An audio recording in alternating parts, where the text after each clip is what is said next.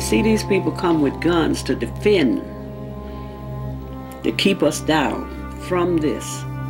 Registering to vote. This vote really must be about something.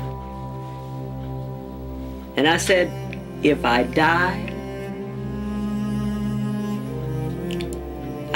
for something. The possibility of violence made it necessary to train civil rights workers. 14-year-old June Johnson convinced her mother that she would be well looked after on a training she went to in South Carolina.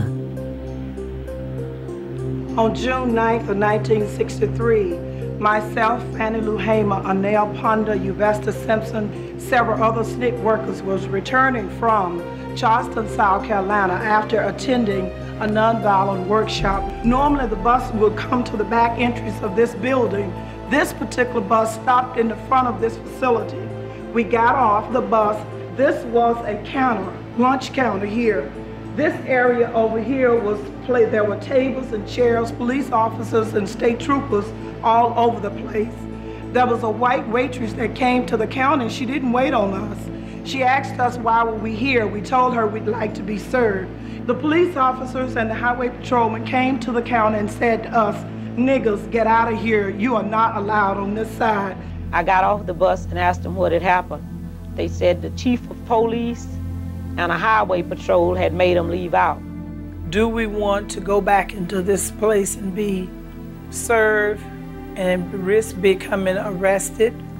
Or do we want to get on the bus and go on to Greenwood? We all concluded that, it was going to happen eventually.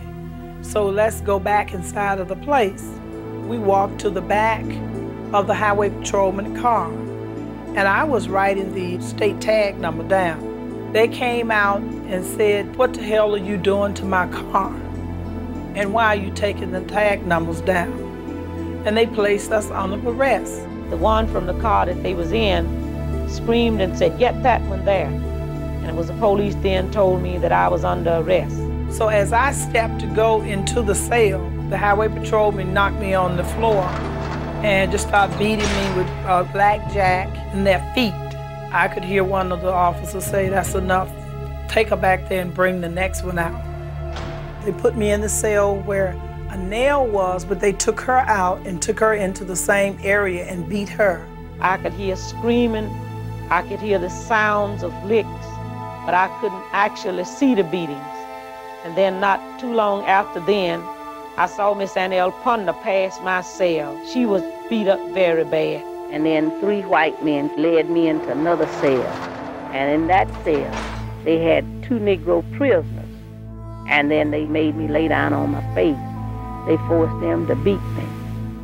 I was taken by Stokely Carmichael over to see Fannie Lou Hamer. She had been beat in the Winona jail until she was hard. And she says, "You can't have that kind of hate in you." Because I was very angry. She said, "It will destroy you." So we're going to have to find a way to love them. We're going to register to vote. We're going to love them enough to get them out of these offices. And we're going to send them home. And she went on and had us laughing, how we was just going to love them because they're sick. And we need to get rid of them. And when she got through talking, you just wanted to go out and do something.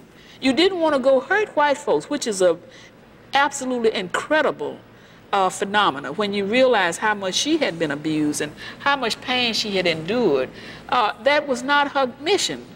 That was not her mission. Her mission was to love yourself enough is to take this chance so that we can get this freedom that God has prepared for us, and that these young people, and she always talked about the young people, that these young people are here to help us acquire.